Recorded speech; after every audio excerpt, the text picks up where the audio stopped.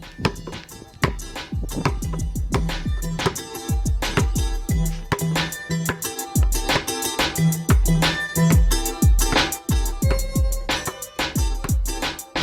Hoop Heads Podcast is brought to you by Head Start Basketball. Monday is a scouting practice, and we go through things, and now we're getting ready to play an opponent on Tuesday. We don't play again until Friday. So Wednesday, let's compete against each other in battle day. Let's hit the weight room, and then Thursday come back. Okay, now we're gonna put some stuff in and get ready for Friday's opponent. Dan Miller is entering his second season as the boys basketball head coach at San Marcos High School in Texas. He was previously the head men's basketball coach at LeTourneau University in Longview, Texas for 7 years.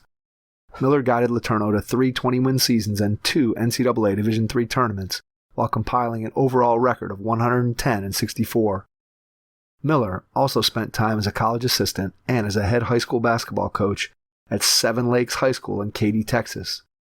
After a stint as an assistant at the University of Southwest Minnesota in 2003-2004, Miller built the program from scratch at Seven Lakes. In his 9 years with the Spartans, he posted a 218-70 overall record, winning 4 district titles, 3 30-plus win seasons, 2 regional appearances, and 7 straight playoff appearances. Grab a notepad before you listen to this episode with Dan Miller, head boys basketball coach at San Marcos High School in the state of Texas. Hey Hoopheads, sign up today for the Summer of Better virtual basketball camp with our partners and friends at Dr. Dish Basketball. Their Dr. Dish shooting machines are undoubtedly the most advanced and user-friendly machines on the market. And remember, you can get up to $2,000 off on any trade-in. Learn more at drdishbasketball.com and follow their incredible content at Dr. Dish B-Ball on Twitter, Instagram, Facebook, and YouTube. Mention the Hoopheads podcast and save an extra $300 on the Dr. Dish Rebel, All-Star, and CT models. Visit drdishbasketball.com for details. That's a great deal, Hoopheads. Get your Dr. Dish shooting machine today. Hi, this is Sean McDonald, boys varsity basketball coach at University School in Cleveland, Ohio. You're listening to the Hoopheads podcast. If you're looking to improve your coaching, please consider joining the Hoopheads Mentorship Program. We believe that having a mentor is the best way to maximize your potential and become a transformational coach. By matching you up with one of our experienced mentors, you'll develop a one-on-one relationship that will help your coaching, your team, your program, and your mindset. The Hoopheads Mentorship Program delivers mentoring services to basketball coaches at all levels through our team of experienced head coaches. Find out more at hoopheadspod.com or shoot me an email directly, mike@hoopheadspod.com. Follow us on social media at hoopheadspod on Twitter and Instagram, and be sure to check out the Hoopheads Podcast Network for more great basketball content. Prepare like the pros with the all-new Fast Draw and Fast Scout. Fast Draw has been the #1 play diagramming software for coaches for years. You'll quickly see why Fast Model Sports has the most compelling and intuitive basketball software out there. For a limited time, Fast Model is offering Hoopheads listeners 15% off Fast Draw and Fast Scout. Just use the code HHP15 at checkout to grab your discount, and you'll be on your way to more efficient game prep and improved communication with your team. Fast Model also has new coaching content every week on its blog, plus play and drill diagrams on its Playbank. Check out the links in the show notes for more. Fast Model Sports is the best in basketball. Grab a notepad before you listen to this episode with Dan Miller, head boys basketball coach at San Marcos High School in the state of Texas. Hello and welcome to the Hoopheads Podcast. It's Mike Klinzing here with my co-host Jason Sunkel tonight, and we are pleased to be joined by Dan Miller, the head boys basketball coach at St. Marcos High School in the state of Texas, former head coach at LeTourneau University, a Division III school, and host of the Basketball and Brew podcast. Dan, welcome. Thank you guys for having me on. I'm excited to talk some hoops tonight with you guys. Absolutely. Thrilled to have you on. Looking forward to diving into your story. Let's start by going back in time to when you were a kid. Tell us a little bit about how you got in the game of basketball when you were younger. Yeah, you bet. You know, I was fortunate to grow up in Wisconsin at a time that we had some great coaches coaching small colleges. We had Dick Bennett at Wisconsin Stevens Point, and I went to his basketball camps. We had Bo Ryan winning national championships at Platteville. And I attended those basketball camps, at a young age. I was fortunate. My parents brought me out there and just fell in love with the game at an early age. I was one of those guys, honestly. A lot of people go to college. They don't know what the heck they're going to do with their lives and change majors a few times. And that's great, and then they find themselves. I'll just be honest. I was one who just really knew I wanted to do something with basketball all my life from a young age. So, I was fortunate to have a great high school coach who's in the Wisconsin Hall of Fame, Pete Kittle, who coached basketball. His first year there at the school I'm from is called Brayton, Wisconsin. It's right outside of Green Bay, about 25 minutes. And just had a great high school coach, fell in love with the game, and just really been a hoops junkie all my life and knew I had to do something with basketball. And then I ended up getting into coaching. When did it become clear that it was going to be coaching and maybe not something else in the game? Right. Like everybody, when you're playing, you think you're going to be in the NBA or play at a high level college basketball. And it hits you when it hit me probably when I went to those basketball camps and, we were playing against kids from Milwaukee, Chicago, and you see, this is why these guys are going D1 and maybe at best I was going to be a D3 player, but I just made the most of high school, honestly, and had a really enjoyable high school career. We didn't have great teams, never went to state or anything like that, but we had good teams, lifelong friends from those teams, a coaching mentor. And then, I played 1 year of community college ball in Rochester, Minnesota. And I had a great year there, and learned things. I met my wife and I met at freshman orientation and we've been together ever since. So I don't say the word blame that I got out of basketball because of my wife. I'm lucky to have, because it all worked out. I just switched gears and kind of went into education. Teaching was my major and just knew I wanted to be a teacher and coach. But I wanted to be a head college coach and just kind of keep moving up in the business. But, I'm sure we'll talk later. But, God brings us on different journeys. And here I am back in high school, but got a taste of both already in my coaching career and just absolutely love the game and love what I do. When you first started, did you think high school was where you wanted to go, or did you think college right out of the gate? What was your thought process? Obviously, sometimes you get in a situation where one or the other presents itself, but what were you thinking as you were graduating? I was thinking high school at first, and honestly, it's a lot to do with my high school coach, because I just had a great high school coach, Pete Kittle, who's now retired, but he ended up as, small towns are different. So, here we're at 6A high school, big high school in Texas. So if you're a head coach, you're doing one sport.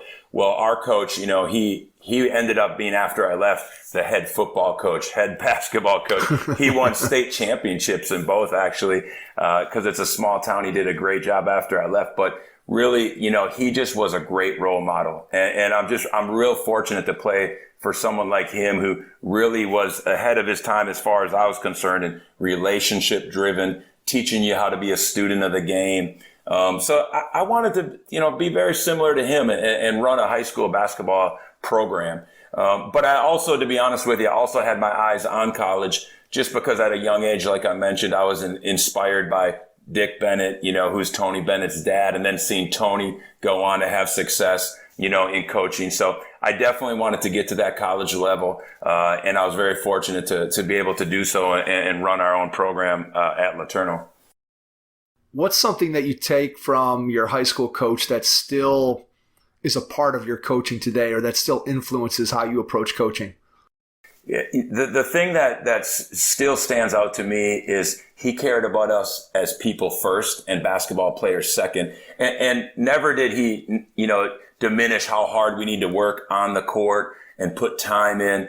But Coach Kittle was somebody who really cared about you. And I wasn't the best student. I was a good student. I was very fortunate my wife was a very good student. So our three kids, all grew up excellent and, salutatorian type students, but I always wasn't. And Coach Kittle sometimes would bring me in after school and he said, "Hey, I know you want to talk basketball," because I would stop by his math class. He'd be like, "Before we do, let's look at some things in the math class. Let's look at your grades. Let's look at these." So just things like that I always took, and as a coach, that's probably the one thing I pride myself on the most is, and we've done some great things on the court, fortunate to have good players like anybody, good coach, you got good players, good assistant coaches, but honestly, the saying, and you've heard this, I know, is tell me about your team, coach. I'll tell you in 20 years how these guys become men. And that's something that Coach Kittle displayed and role modeled for me. And so I'd say that as much as anything is something that I took away. The other thing I will say is what Coach Kittle always said, and to be honest with you, I can't remember exactly, everything about our offense maybe that we ran, but one thing I do remember is we were going to play a hard man-to-man defense. And, when you're in the state of Wisconsin, you have Dick Bennett, up the road, and you have Bo Ryan, in your state, coaching, teaching man-to-man principles. And I still think that Dick Bennett old VHS tape with chalkboard, X and O's, man-to-man defense is probably the best defensive tape you can watch. Even to this day, it still stands the test of time about how to play on the line, up the line, man-to-man defense. We were going to play hard defense when I was in high school. And that's something I take away and try to install into our teams wherever I'm coaching now. Throughout your career, you've had an opportunity both to be a head coach at different levels, at the high school level, at the college level, and you've also been an assistant. Maybe talk a little bit about what you learned during your experiences as an assistant that helped you when you got your first head coaching job, or maybe something, again, that you're carrying over from your assistant days that gave you more empathy for what a head coach has to do. Yeah, and one thing about when you are an assistant, and you kind of think that you're always ready. I'm ready to take over a program at a young age. When I came out, I was assistant down in the Houston area at a high school down there called May Creek. In my mind, I was like, okay, I'm just ready to take over a program. When you eventually become a head coach, you have a little bit more appreciation. I don't think this statistics are true, but maybe at the high Division I, sometimes, 80, 90% of a head coach's time isn't really on the X's and O's. It's all the different things that goes into head coaching. There's probably some statistic, that's closer to reality with that. But the point of it is that you have so much to do as a head coach. So one thing I did try to do is soak in everything. Some good, some bad, that you see from head coaches. And one thing I tried to pay attention to early, and I learned this again from my high school coach, Pete Kittles. He always said, be a student of the game. So I would always look at back when I was an assistant, both in high school and when I was an assistant in college at Southwest Minnesota State. And we got a chance to play against Don Meyer's team when he was the head coach at Northern State. You watch the other teams too. So you learn from your head coach what to do. Maybe it's things you might do different. But I always tried to pay attention to the great programs that we played and see what they were doing. Maybe have one eye down there and see what their warm-up looked like, how they got off the bus, how they prepared for scouting calls when we would be running our offense, and try to pick people's brains as much as possible. So, being an assistant, you definitely are learning all the time. Just like when you're a head coach, you're a learner. I've been a head coach, I don't know how many years, maybe 18, somewhere around there, but I'm still learning. Like Coach K says, we're all lifelong learners. But those were definitely some things I took away as assistant. And, one thing I said too is whenever I was going to be a head coach, and I was fortunate, I think at the age of 29, I got my first head coaching job at Seven Lakes in Katy, starting a big school, a big program. But I was fortunate enough to understand the importance of treating your staff, and having that respect for each other on a staff. Loyalty, that's extremely important word, but also just respect for each other and having fun working together. Because, I think at the end of the day, our why is, yes, it's the kids and making sure we help grow them and care about them. But our why is also we love the game. So we don't want to go to work and be miserable every day. So I try to install that, once I became a head coach, is have some fun. And the coaches that I was an assistant and our head coaches, they did make sure we had some fun. So that was something I took away from them. As you're going about learning from the different places and people that you've been, did you / do you have a system for writing things down, cataloging things that you've learned? Do you put it in a notebook? Do you use the computer? Are you one of the new techie guys with the phone and you got the app? How do you go about keeping track of some of the things that you pick up from the various coaches and things that you see? Right. So I love the game so much, and I'm a little OCD about making sure that if I hear something, I write it down. So I have various ways, and so something I've been doing a long time is I just started doing it. I don't even know how many years ago, but my wife jokes about all our binders we have around the house. But is I keep a binder, and when we're watching games or we're watching or listening to a podcast, maybe one of yours that you have a guest on, just taking notes and just constantly taking notes. So then a few years ago, I had all these binders, and it was kind of it actually was a COVID project of mine. I transferred them to an Excel sheet. And so I have an Excel sheet just called Basketball Notes that has tabs underneath it. And so it's a catalog of notes, and that stuff in those notes isn't my stuff necessarily. It's stuff I picked up of a podcast. It might be something that we picked up just watching an NBA game, stop and rewind and putting in an entry. Just different things, that I catalog in those notes. And then going along with the spreadsheets is then I have my own spreadsheet. So now it's a San Marcos spreadsheet. When I was at LeTourneau, it was a LeTourneau spreadsheet, and at Seven Lakes, it was a Seven Lakes spreadsheet where we have tabs on the bottom. The first tab's going to be, drills, all our drills. Second tab is going to be offense, So I definitely try to be organized as I can. I wouldn't call myself a techie. Fortunately, I had a great one of those with me as assistant coach at LeTourneau and do here. But I do enough for sure on the computer to make sure we're staying up to date on everything and keeping things organized. Because it is tough, when you listen to a podcast, when I'm jogging, I do I keep phone notes also just in my notes. So I'm jogging, listen to one of your podcasts, listen to Basketball Immersion, so I slap the glass. But whatever, and I hear something, I will, start putting them into my notes. And sometimes I think I might have ran into a tree or two because I'm looking at my phone. But I do catalog because I don't want to try to, hear something and then not remember it and get back to it. And there are some things I miss, but I try to have as much as possible. And then my wife, she's a big reader of books because she's an English teacher, and she'll be reading before we go to bed. She's reading this novel, and I'm just reading an Excel sheet. And she's like, "What are you reading? Are you still reading your basketball notes with a highlighter?" I'm such a basketball nerd, but I'm like, yeah, I gotta. Yeah, otherwise I don't retain it if I don't read it, say it out loud, and that. But I love it. I love being a student of the game.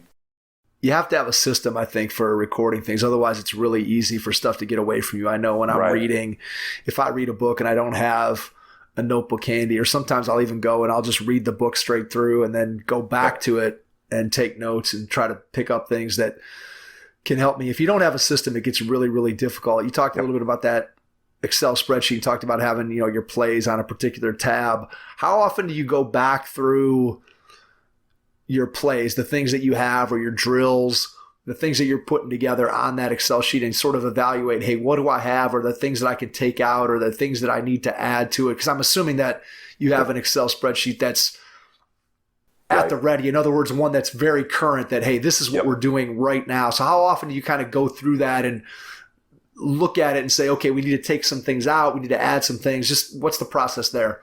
Absolutely. So we spend a lot of time when the season's done, from that day, to after you take it. You always have to take a little time off, away from the game. Although it's hard because, we get done now that I'm back in high school, especially it's hard because you get done and it's March Madness. So you're constantly watching and writing down and want to put things in. But once we start back up, in the spring, I get that thing out, honestly, almost daily, and just look at it, especially if we pick something new up. But right now, that's actually what I'm just finishing up, and it's fun. I enjoy it, but I spend a lot of time in the summer and honestly, one of the things too is subtraction is such an important thing, is getting rid of some things. And I've been guilty of this, especially when I was a younger head coach, of trying too much. You go to these clinics and you see all these great drills and you see, all these different actions. You can watch Chicago action, you can, watch pistol action, all these things, and you get excited and you want to put them in and you can't wait to do it. But then all of a sudden you look and it's too much. So honestly, our drill sheet, there's things I'm like, okay, what's the why on every drill? I go through, what's the why? Why are we doing alley drill when we can do ball handling the different way? And sometimes it takes, 5 minutes to teach this drill. when we can do the same thing, get it accomplished in a different way. We don't need 5 ways to do this skill. So we do go through those, look at the why. And, we just kind of finished up, and I'm excited because we have some new drills coming in.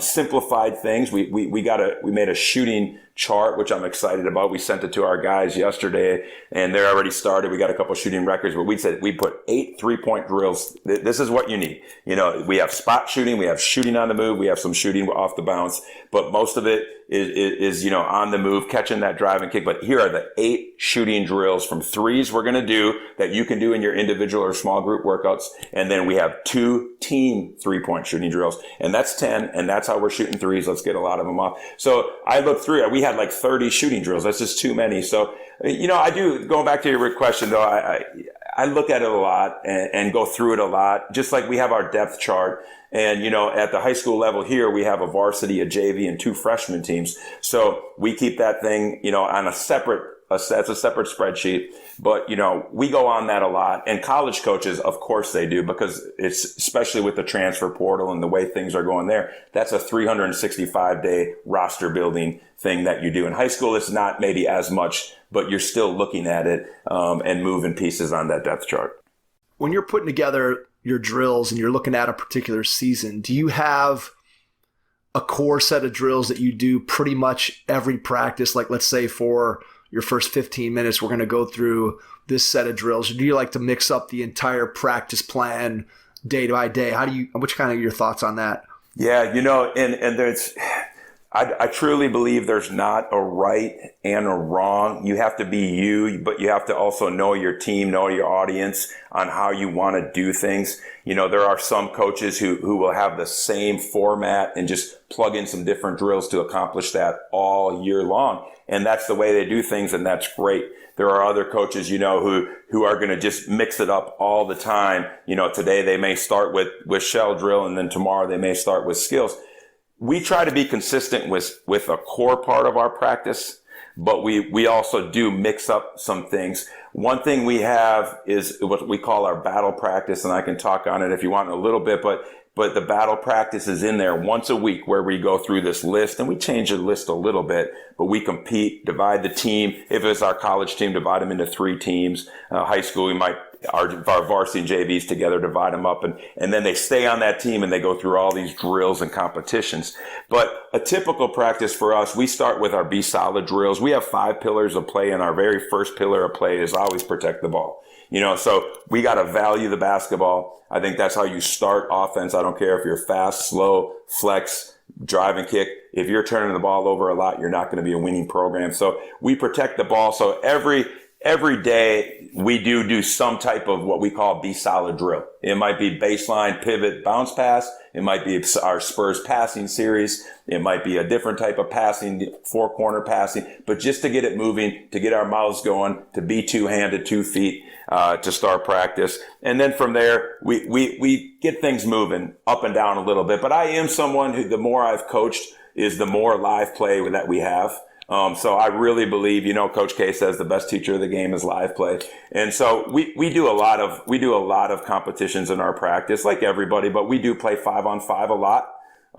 Different situations. Usually we let our situations happen organically. I used to I had this big situation sheet, and that's one of our tabs, right? So, 10 seconds left, down 2. You have to do those to make sure you get to those. But most of the time, we let our situations happen organically. We might 1 minute left, tie game, their ball, everyone has 4 fouls, and just let it play out, or 3 minutes, 2 minutes, and those type of things. Start someone at the free throw line and play from there. So we mix it up a little bit during our practice, but our practices generally have a flow of skills, shooting, live play, defense, our small-sided games, live play, scrimmages, end with something fun, and make sure we get teaching in there, fun in there, and competition in there.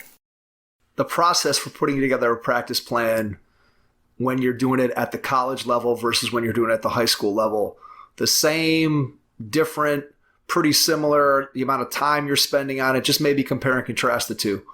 Honestly, for me, and this isn't obviously for everyone, so everyone's probably different. For me, it's the same. The one thing that college college coaches don't teach, so, they have a time to really probably meet and have their staff in there and get ideas. And then the head coach eventually come up with the plan for the next day or how they do it. But they do recruit, and they are very busy like everybody else. So, it just depends. But for me, whether I was at Seven Lakes as the head coach there for 9 years or 7 years as the head coach at LeTourneau, or now starting my second year at San Marcos, it really has been the same. We finish practice, meet in my office, get some assess from my assistant coaches, assessment of, hey, here are a few thoughts.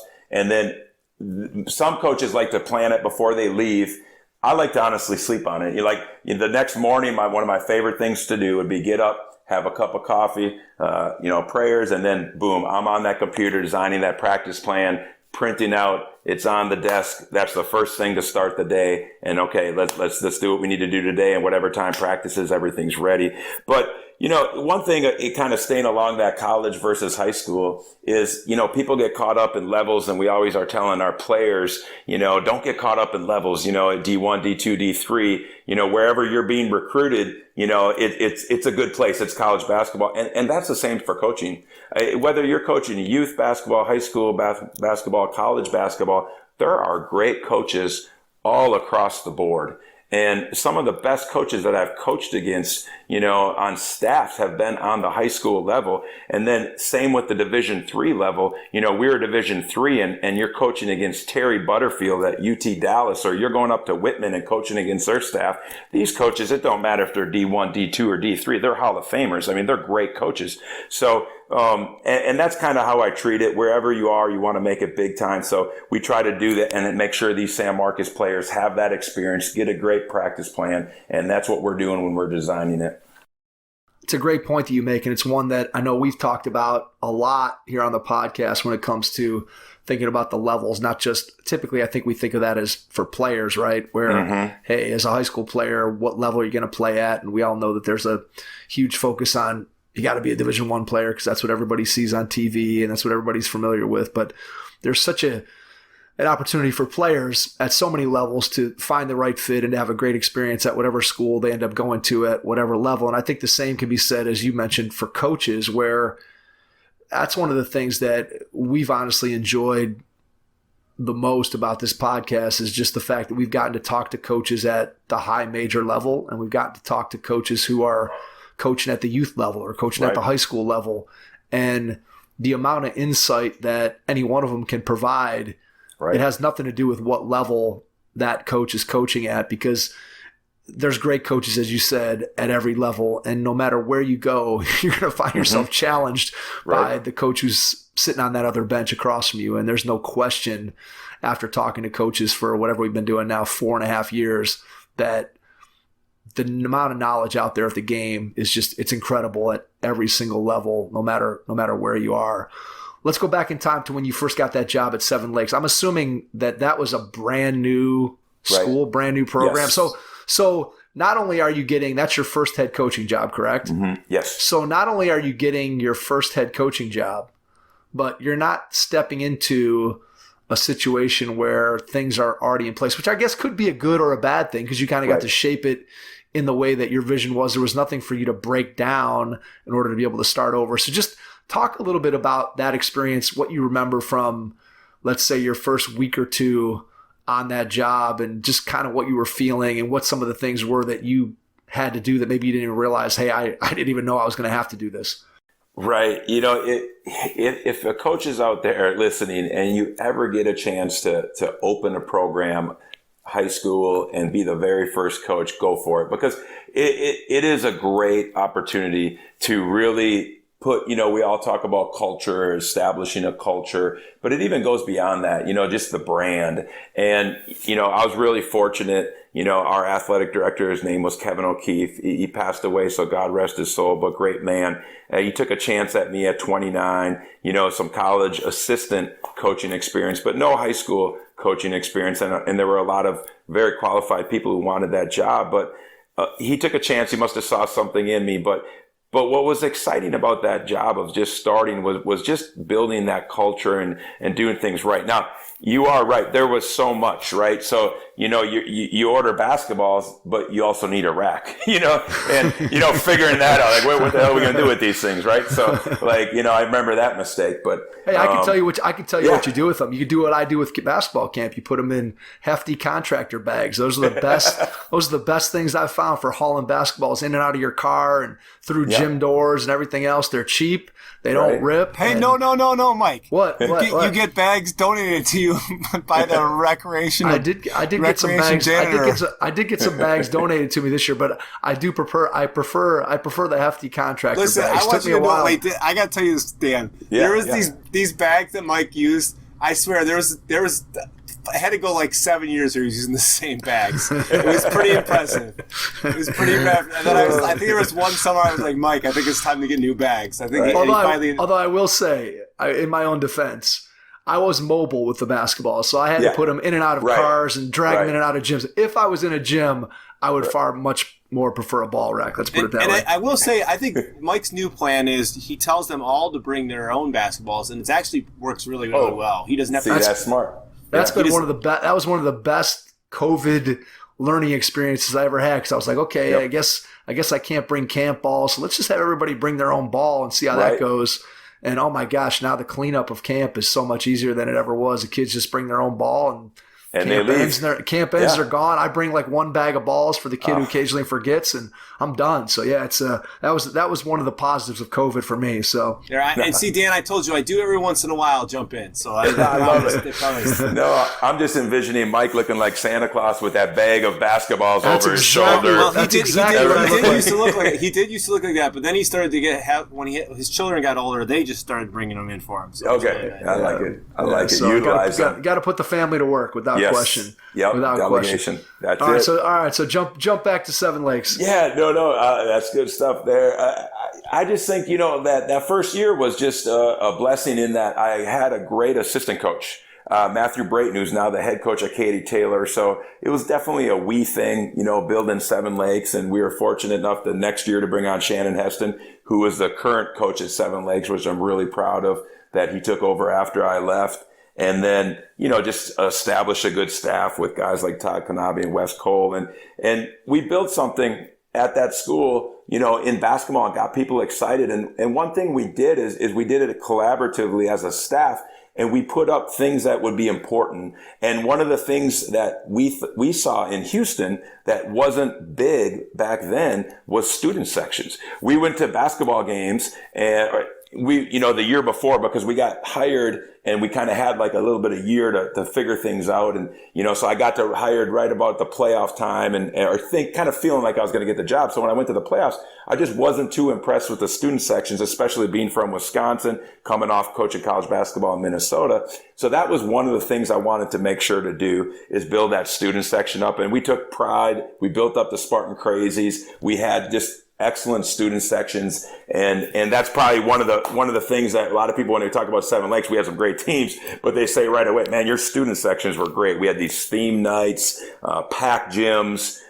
It was just a great atmosphere, but I definitely look back at my first time as a head coach. I did some things I'm proud of. I did some things, that you look back that I definitely would have did different, but I don't have any regrets. I really don't. I'm really thankful. And, the first thing is it always starts with your foundation and your foundation at home. So just having such a supportive wife and then young kids growing up, I always, had some frustrated seasons or whatever, not losing seasons, but just early on, where you wanted to just be a little bit higher than you were. But once we clicked and got rolling, man, it was a fun time. And, I took everything that we had there at Seven Lakes and kind of felt like it would go one of two ways after we were one of the probably better programs in the Houston area. We never were able to get out of the regionals. We made it there a couple times and get to the state tournament. In Texas, it's very hard. You have to win 5 games to get out of Houston, basically. And it is hard. I mean, you're playing against some tough teams.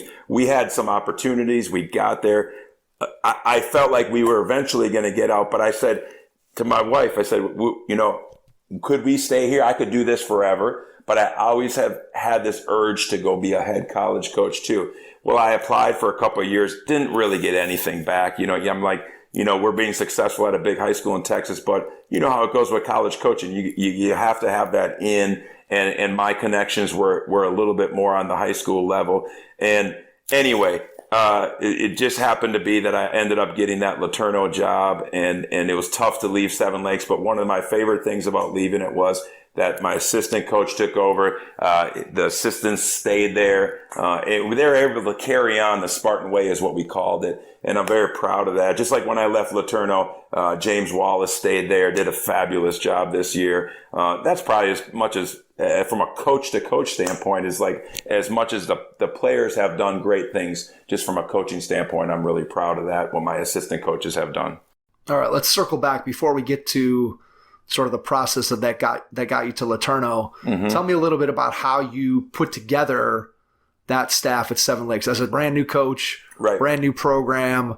Where did you go? Were you talking to guys that you already knew? Were there people that were in the area that maybe you didn't know, but you knew their reputation? Did people recommend coaches to you? Just how'd you go about putting together that staff? Because obviously you put together some great people that were able to continue the program's success even after you left. So what was your process there? Right. And you hit it right on the head, Mike, is that the first thing was great people, because that's one thing that I wanted to establish was the right culture, with our core values, and the guys that we hired, they fit them to a T. But the first one I got was Matthew Brayton. He was an assistant at Katy High School at the time, my age.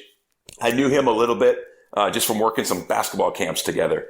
And he came on as my assistant coach, and it was just a great fit. And then another person I wanted to bring on, who was a middle school coach at the junior high at the time, Shannon Heston. You just knew he was an up-and-coming, a very good coach. I loved his energy. I just thought it was great to bring this energy onto the staff, kind of a kid's magnet, the kind of guy that just the kids are going to love. And sometimes, especially in my younger days, I was probably a little harder to play for than I am now. And I just thought he was a good balance to have on our staff.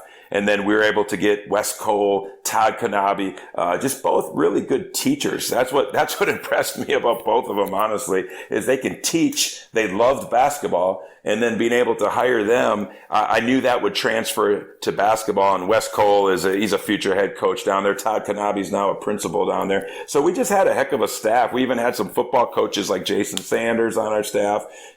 Charlie Arrow, who went on to go coach and Charlie in college as an assistant football coach, and Jason moved up in the football ranks. So that was it right there. We had good players, good staff, and I'm really proud of that and how we worked. And it was much different now going from Seven Lakes. You'd think going to college I'd have this big staff, but in Division III you get one assistant. So you go from having this big 6A high school program, our school almost had 4,000 people, to a small private NCAA Division III. We had one person. So I had to hit it right on that one. And I did. And we worked together for 7 years when I got James Wallace there. I was thankful there. What was the process for getting that job? How does it come to your attention that it's open? Yeah. What do you remember about the interview process? You mentioned before that you had reached out previously to try to get some Division III, some coaching looks at the college level. So why do you think this one panned out the way it did for you? Right. So, just kind of going back in time a little bit, I had a few opportunities to join college jobs on staff as assistants, but I didn't want to go be a Division I assistant, just to be honest. After having our own program at Seven Lakes and being a head coach, that was the path. I really enjoyed that. So my goal was at that time shifted. If I would get into college, I wanted to be a small college coach. So it was looked at a few, didn't get anything, didn't really get much back, didn't get any interviews. So I knew this would work this way. So when I told my wife, staying in Katy, we love it, a suburb of Houston, I'm going to do Seven Lakes, and we're going to just keep this thing rolling, stay here, our kids will graduate from here. So we put some money down on a new house. When we put money down on a new house, we're literally walking through the house and my phone dings and it's an email from Terry Dykey, the athletic director at LeTourneau. And she got to my application and she said she wanted to do a phone interview. But she also told me once I did the phone interview, there were, 150, 160 people that applied for this position and so on. So, I didn't feel we would get it. So we didn't pull out of the house just yet, but next thing you know, she called me up there, brought me. Thankfully, we were able to get the money back on the house, and we moved up there. But, it just was, honestly, it was the athletic director, again, in Terry Dykey, who believed in me, because not many college coaches are going to hire a head high school coach with a little bit, assistant college coaching experience. But she took a chance on me because she felt the fit was right. And it was a rebuild job, nothing against the previous staff because they were great people. But the reality was they were averaging 5 wins over, I think, maybe the previous 4 seasons. So, she told me it's going to take some time. I want someone who's going to build up a winning basketball program. So it was really a blessing for me because it was going to be tough. And that first year was tough. I'll tell you what, that was the toughest year of my life. And I think my wife's life, because our kids weren't necessarily loving the move. One was in high school and 2 were in junior high. We were losing. We lost that year. We won 5 games, and it was just a tough year. But I knew if we did things right, kept believing, keep the faith, we would turn that corner, and sure enough, we did.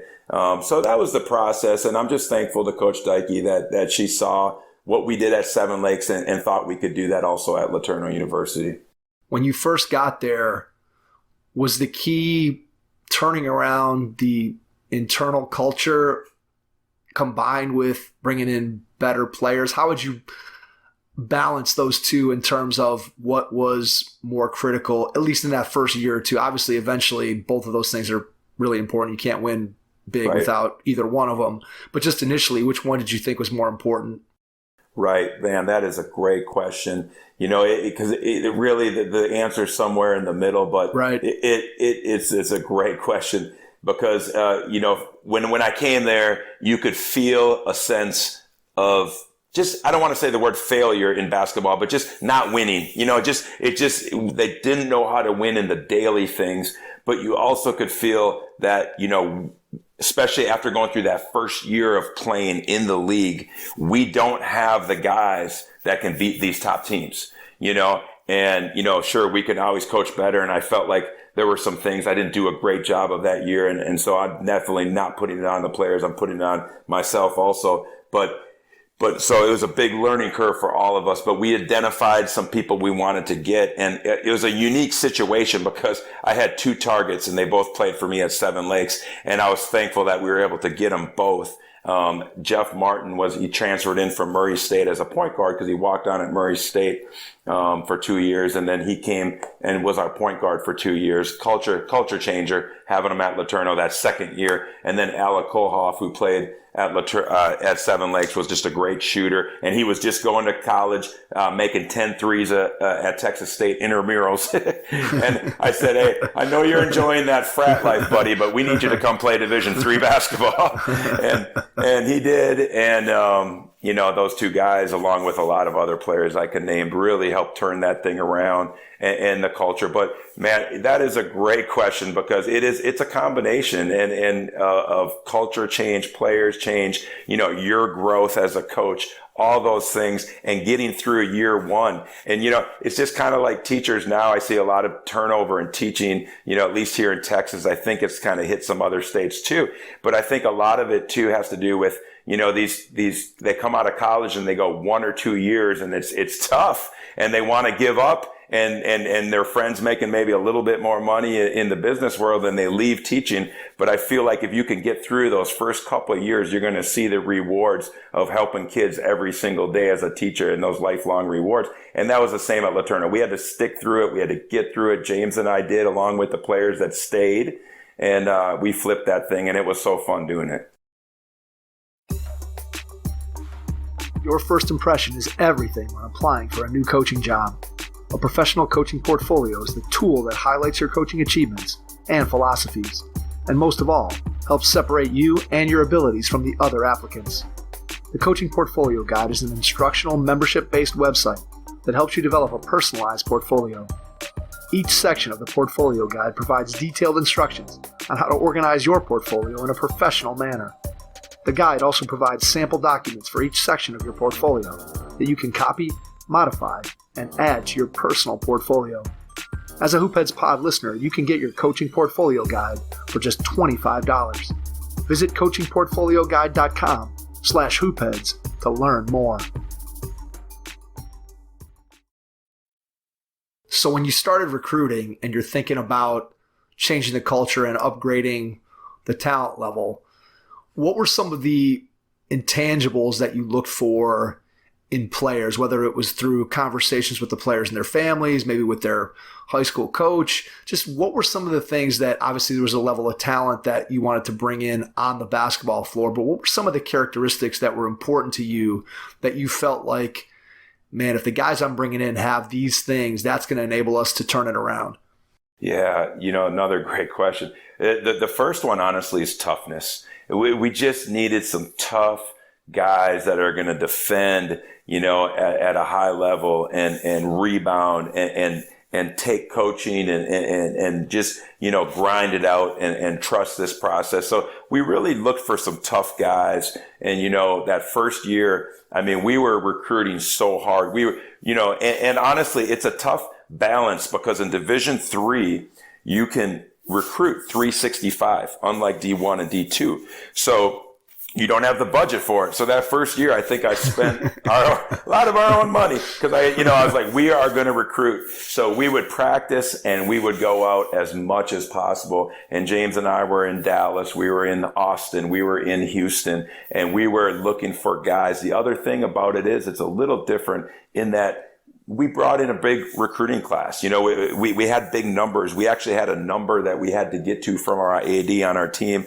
which was something I negotiated down because I felt like we had way too many. When I got there that first year, we had 24 because I didn't have the recruiting class when I got hired. It was hired early summer. So we had 24 players, and then in walks a kid, and I said, we were checking people the first day of moving, and okay, I got 24 here. And then another kid comes down the hall. I just remember looking at James, we have 25 dang people on our pass. How are we going to get these guys to gel, to mesh? I think we had 15 were point guards, So it was that first year so we had to have a plan, so we not that positions are maybe so important, but we said, we have to bring in a point guard and a heck of a backup point guard. So we targeted Jeff. We have to bring in guys who can shoot the ball, and we have to bring in bigs. And at D3, when we say bigs, we're looking at 6'4", 6'5" tough guys. If you're 6'9", 6'10" and can play, chances are you're playing scholarship basketball. So, we look for those 6'4", 6'5" tough guys like Christian Seidel and Caleb Loggins that we were able to get. And those guys were just tough guys that fit that characteristic I was talking about. So it was fun. I say fun. It was a tough year, and that part was tough, the losing. But it also was fun knowing that we were building our roster. And we had to have some tough talks, with guys. But, one thing is I pride myself on being honest, being honest with players. I always have. I said, you can talk to me at practice, before practice. I don't shy away from it. Where do I stand on the depth chart? What do I need to work on? You may not always agree, but I'm going to tell you, right now I see you as the backup, maybe the backup to the backup. But this is what you can do. I also want to give you an action plan. But I want to be honest, so there's no surprises when we get to game day. That's just crazy, when kids are surprised if they don't play. But so going back to it, we had to identify our roster, identify our needs, like you said, and we were fortunate to get some players who were able to flip it pretty quick. But now in that second year, it was crazy because that second year, I think we got beat on about 3 buzzer beaters in our first 6 games. So now we start out like 2-5 that second year. We're playing 3 freshmen, but we're right there, but we're still losing, and I remember my wife just saying, she was on her knees, in the closet praying, is Dan going to be okay? Help her. But boy, after that, we got on a roll. We did some things like we won at Mary Hardin Baylor for the first time in school history.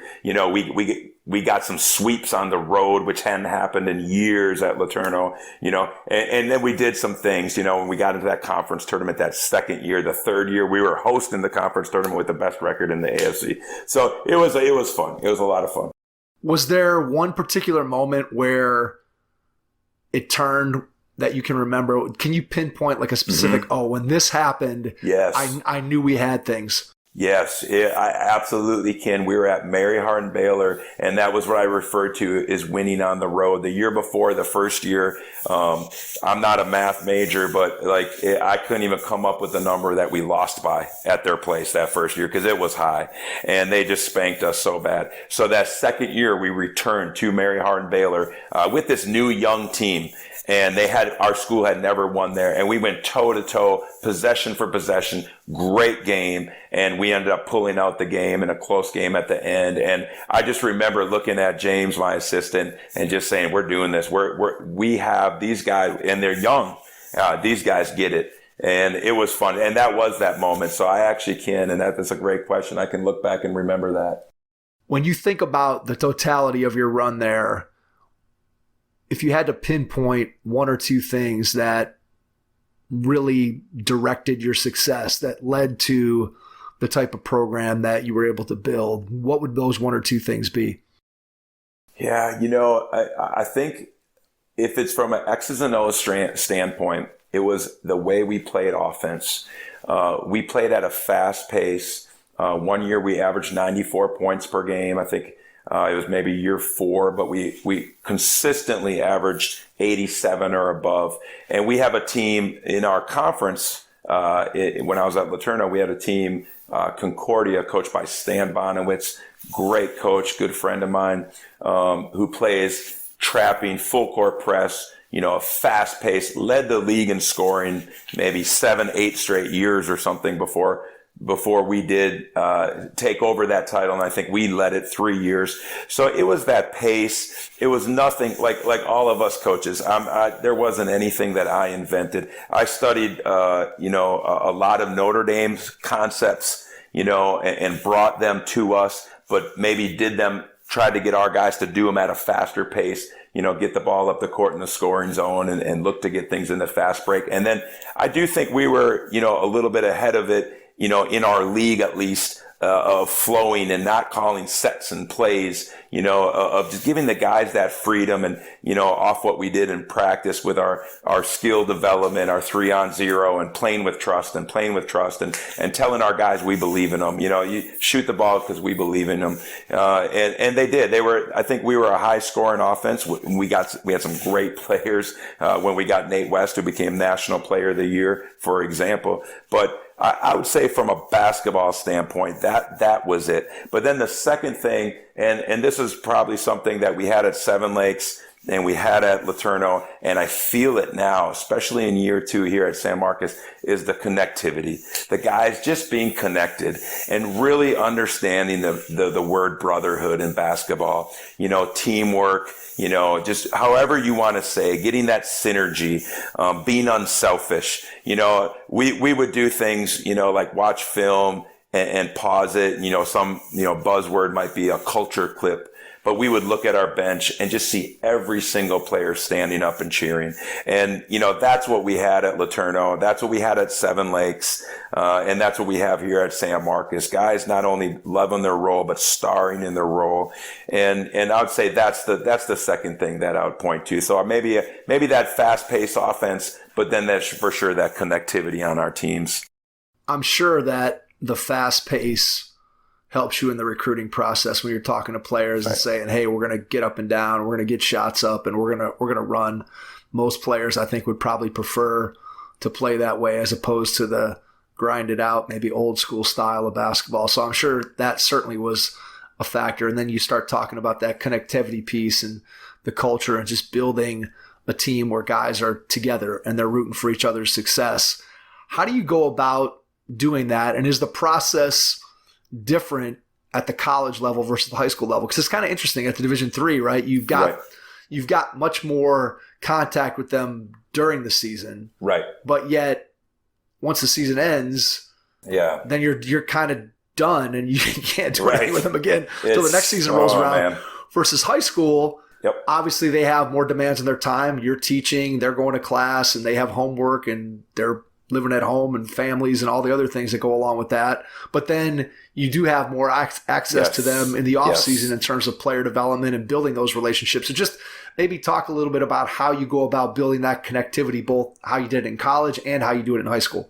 Yes, and you're spot on. One of the things about coaching Division III that is frustrating is as far as on-court coaching, as of now, and I know they're working on maybe making some tweaks, but it starts October 15th, and it basically goes to your last game. And then, you're done coaching them in basketball from that, whenever your season ends, mid-February, if you're fortunate enough to make it to March, until October 15th. So, what we would do at LeTourneau then is we would still utilize what we call team time.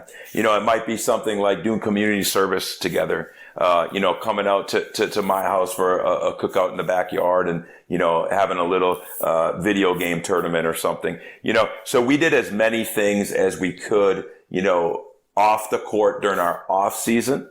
Of course, we could set up open gyms and get those guys going and generational leadership in good and great Division III programs is just the key, because once you have those leaders that will teach the young guys, so when the coaches have to step away in February or March, that they can keep it going, so they can do small group workouts or have open gyms that are quality open gyms. And that was the key. And so, as good as James and I maybe did as coaches, part of that growth into the great program that we have at LeTourneau, and they still have, is that generational leadership with the Jeff Martins and the Alec Kohoffs and the Nate West and Justin Moores, who we're continuing to coach those guys, peer teach when we would step away. So that connectivity. And then I go back to just being honest, with the roles of just really in the recruiting process. We would sometimes, and sometimes I think James would look at me and think I was a little crazy when I would sit in that conference room with the parents and the kids and just tell them, like, look,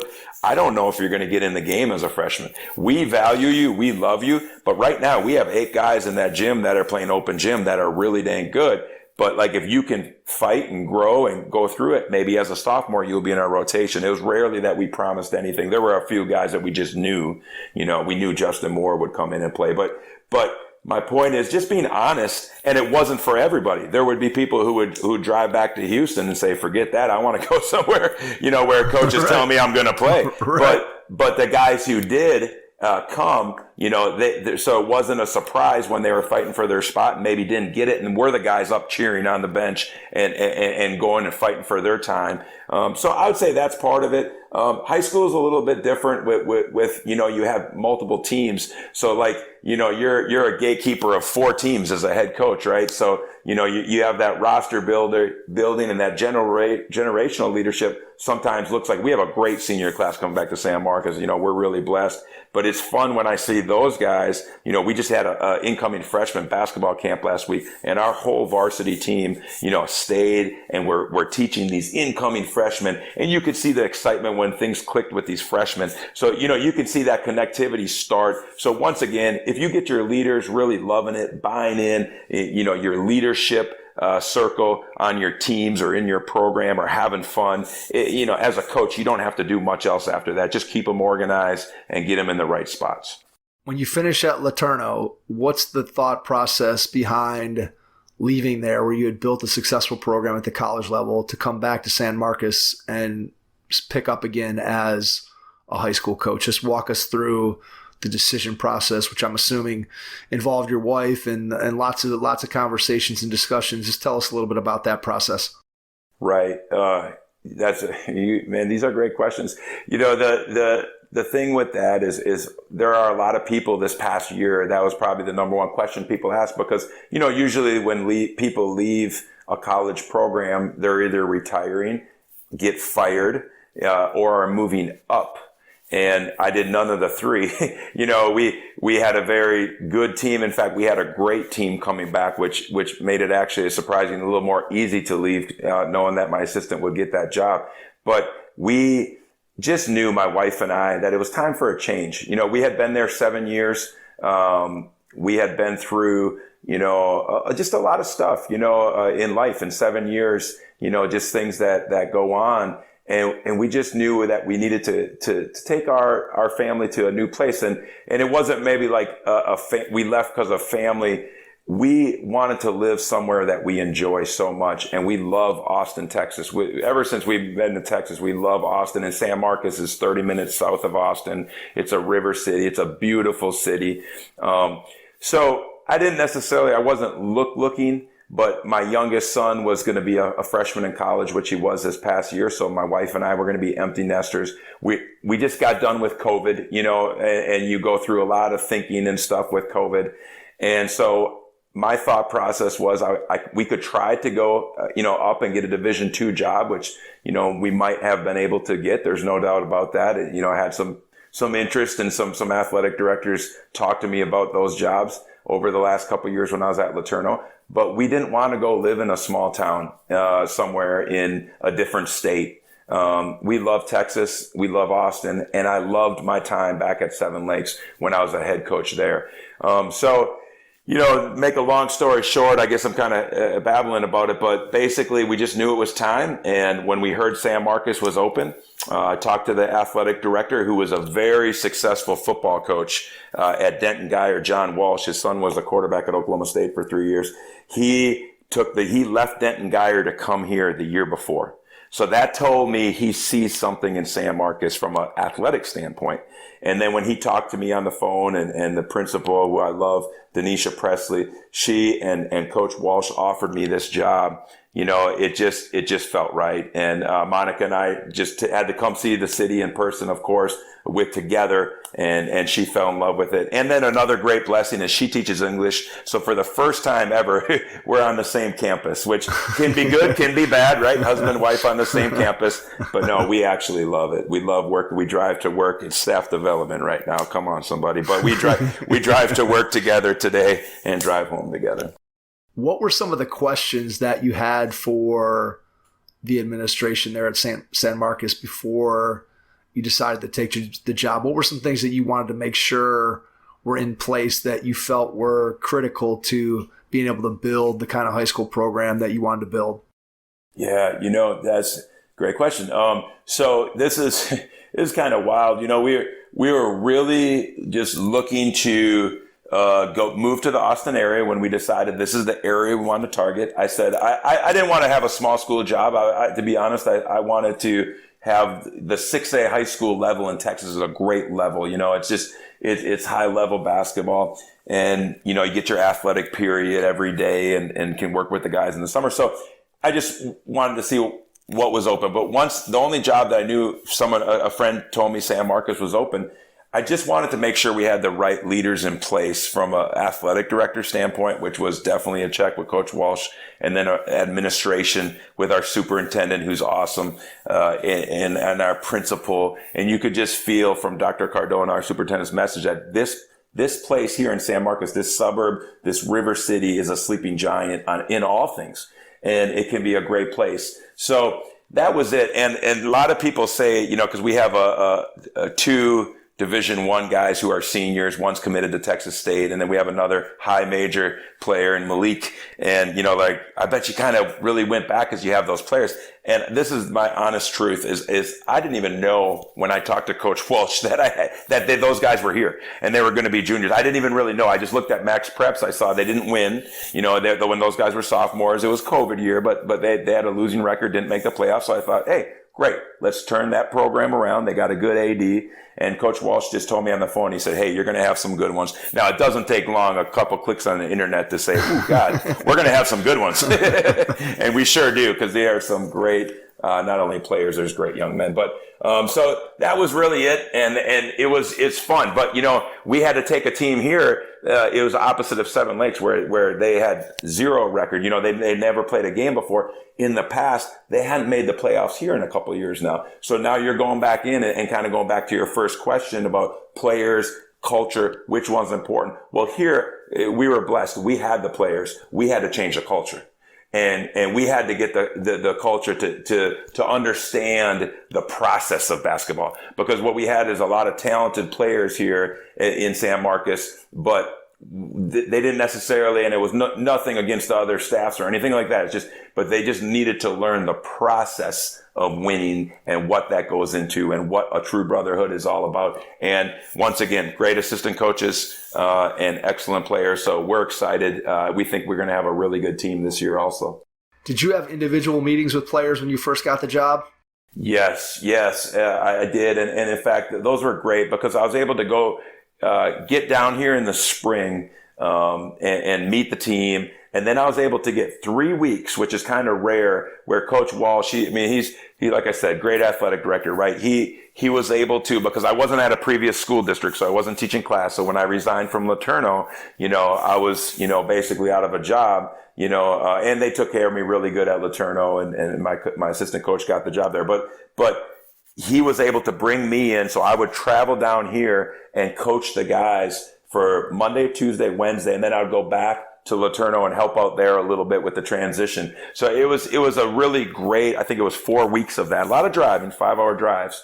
But it was great getting to meet with those guys, to kind of learn them a little bit, and then finish up moving, get here in that summer, and then get the summer workouts going, because we're fortunate to get 2 hours, in the summer a day that week, Monday through Friday, that we can work out with these guys. So we go Monday through Thursday and then kind of get things going. And that was invaluable. It was really valuable meeting with those guys. And it wasn't overnight. There was some resistance to maybe some things. I don't want to say like outward resistance, but it takes a little time to really get them to understand, how we need to do things. But boy, they're humming along now, and I'm excited to where we're at, on this date, August 11th.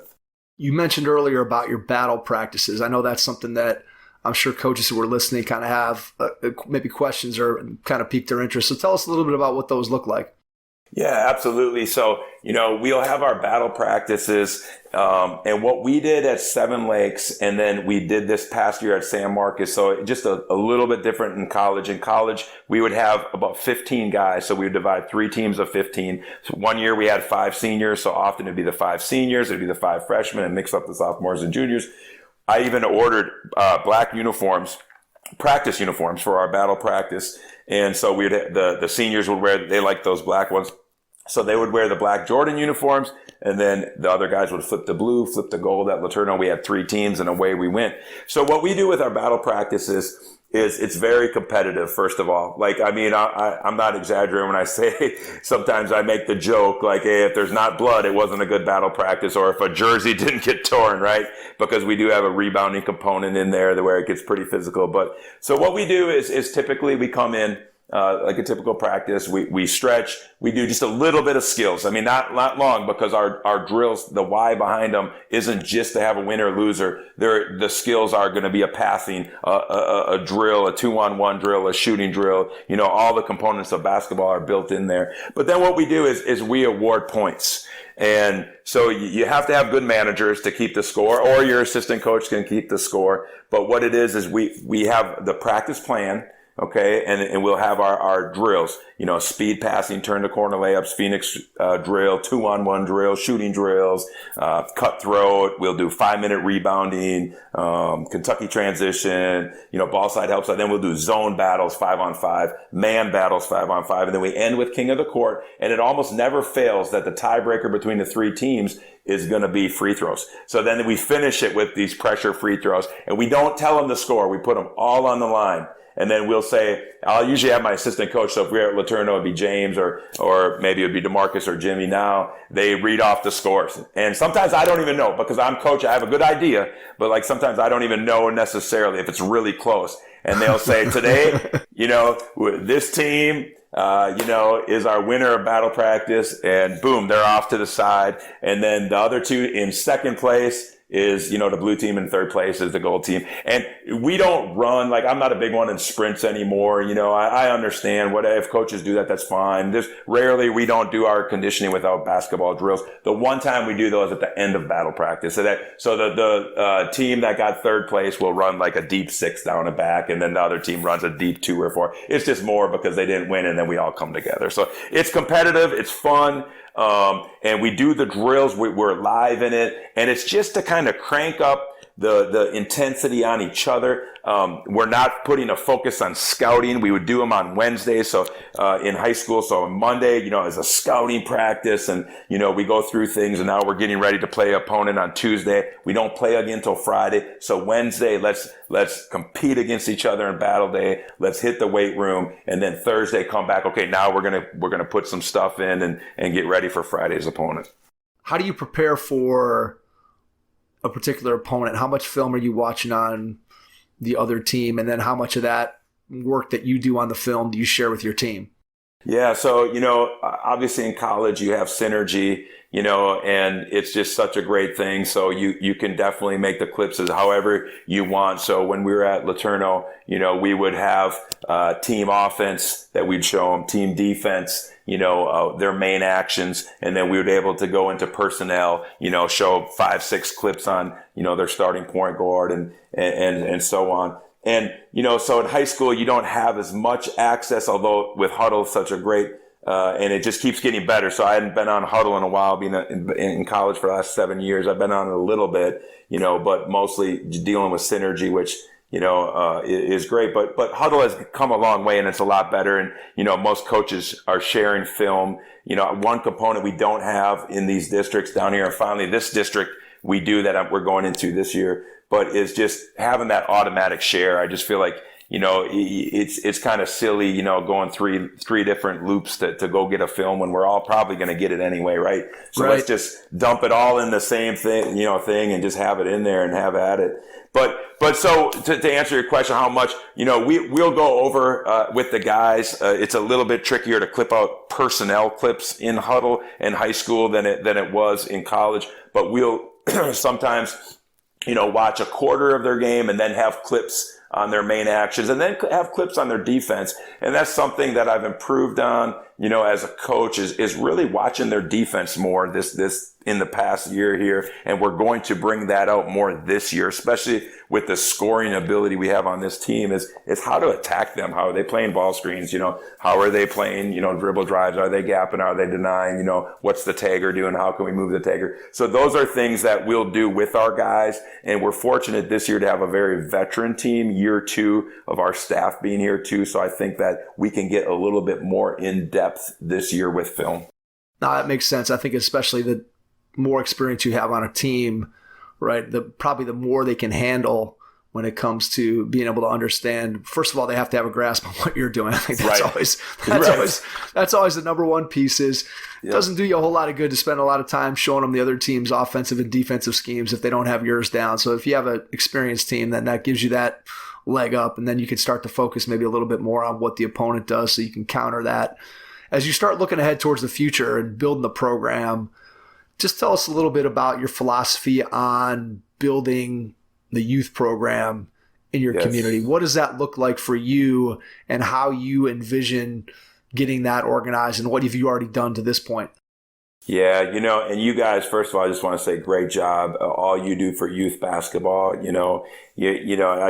love what you do and what you're all about, because that's what it is all about, is getting our youth excited about basketball and teaching them the right lessons, on and off the court at an early age, and getting them excited about basketball, especially now there's so much competition with sports, and there's so much individualizing, kids going straight soccer, football, tennis, golf, basketball. We can't take it for granted that kids are just going to play basketball, so we want to continue to get them excited about it. So I'm fortunate here. One of the other things that did appeal to me about this San Marcos job, and I do really love, it's a one-horse town. We're a suburb of Austin, so to speak. We're about 30 miles south of Austin, but everybody who's in San Marcos goes to San Marcos, unless they go to a private school, but there's not another public high school. So the kids at the elementaries, the kids at the high schools or junior highs, they're coming to our high school. And another cool thing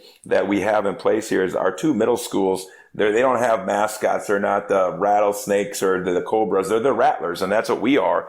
And so they wear purple. One's called Goodnight and one's Miller Middle School. Nothing to do with me. It was already called Miller, but they're the Rattlers, and there's that excitement right there. And so things we're doing is we're going down to their youth leagues, and this year I'd like to even get more involved. But we brought our players. Our best players were down there this year, helping teach, helping coach.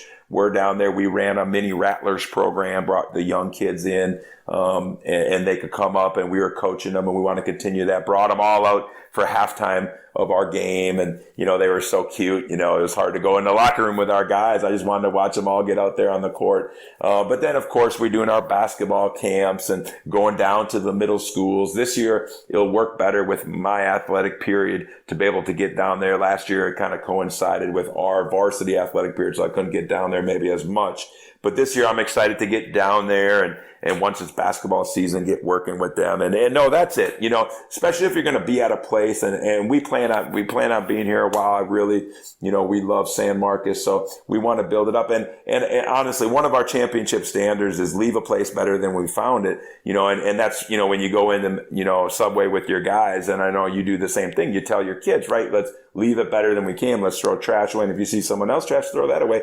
But I believe so much in that also as a coach. Whenever we retire or we move for another job, we want to leave that place better than when we came. So, whenever the time to leave and someone to take over, that you have a program, not a team there, and it's just ready to for the next person to drive it. That's good stuff. And it's so true that you want to make sure that when you're doing something, it can last, and that you're building something. You're not building it, it's not a house of cards. It's something that, hey, when I leave here, somebody else, whether it's my assistant or somebody else that they bring in, can kind of keep things going. And obviously, no matter where you are, I think one of the things that sometimes we forget about is you've invested not just in your own high school varsity team, right? But you'll have invested in kids who are younger, who maybe by the time you leave this job, they might not get to play for you. They might only be in 7th grade or 8th grade. And so you want those kids to be left with a foundation that the next person can come in and hopefully build upon it and have even greater success. Exactly. Right. I agree 100%. As we look forward here, I want to wrap up by asking you 2 final questions. So first question, it's a 2-parter. So the first part is, when you look at what you get to do day in and day out, what brings you the biggest joy? What brings you the most joy about what you get to do? And then the second part of it is, when you look ahead over the next year or 2, what do you see as being your biggest challenge there at San Marcos? So again, your biggest joy and your biggest challenge. Right. Great questions. The joy, honestly, is just the day-to-day, sometimes it's true. You want to do something you love. And I absolutely love what we do. My wife loves teaching, and, she loves being around kids and helping them with English and the mental health component, and anything we can help kids with. That's what we're all about. And, so getting to go to work and help those kids with that's probably my biggest joy. But also just watching them grow as basketball players also, because it is basketball and it's important, and we love winning. We don't shy away from winning. We want to be nice guys, and we teach our guys to be good people, but good people win also. And so really it's, the joy is when we see the hard work pay off. Like last year, we ended up winning 27 games. I felt like we could have won more. We left too many out there, but we won 27 games. We made the playoffs. It was a nice starting season, and there was some things that you were excited to see. These guys deserve to get in the playoffs. Now, in year 2, we obviously have some bigger goals, and we have a team we believe that can really be special. But I would say my joy is not so much, and I hope that joy will be, in March, maybe when, we're one of the last teams playing in the state, or if not the last team.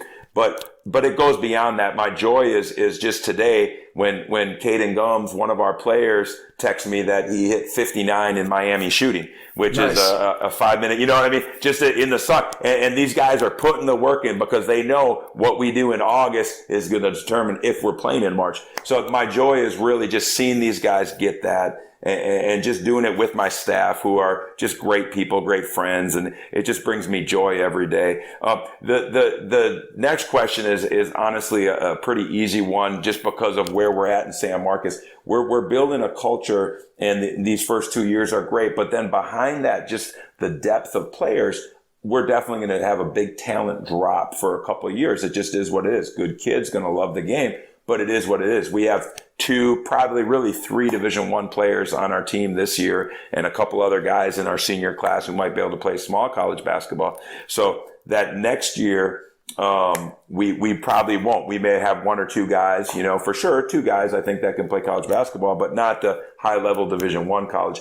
So with that, it's we talk about it on our board. When we whiteboard things, we just throw things and we leave some things we leave up there. And like when we came in, we didn't really have any fundraising money, so we wanted to increase Booster Club money, so that stayed up there. And just depth in our programs stayed up there. Obviously, we can't recruit. We do have open enrollment, so if people want to come and move into the River City right here, it's beautiful. And if it's basketball players, that's great. But if we have the people that are already here, we need to find ways to win with them. So it's finding ways with these younger kids to see what we're going to do this year, but help them along the way and not lose track of them when we're doing things with our varsity, help our sub-varsities be great also. And then probably going to have to win a lot of close games in those next few years till we have a class coming up, that incoming freshman, that'll be pretty special too. But it's just fun. But that is going to be our challenge, I would say, the depth part of it with the guys. Yeah, got it. Makes sense.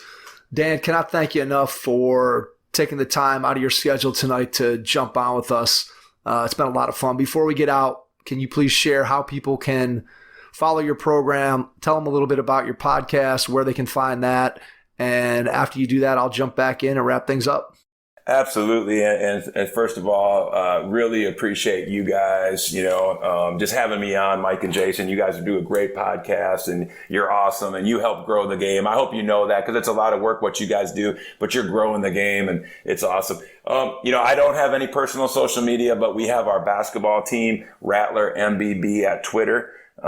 Check us out. We have an exciting team. I think that we're going to be a team that's going to be a lot of fun to watch and even follow on Twitter as we post a lot of things on there at Rattler MBB. And then the podcast, we have a podcast, Basketball and Brew, that we started in late spring.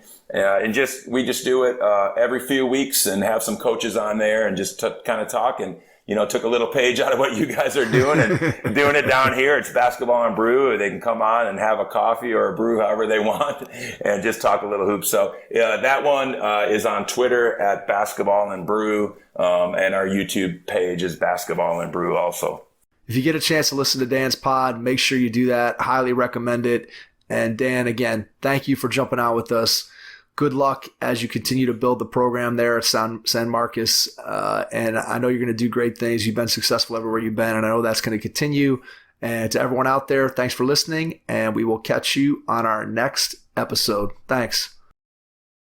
Thanks for listening to the Hoop Heads podcast, presented by Head Start Basketball.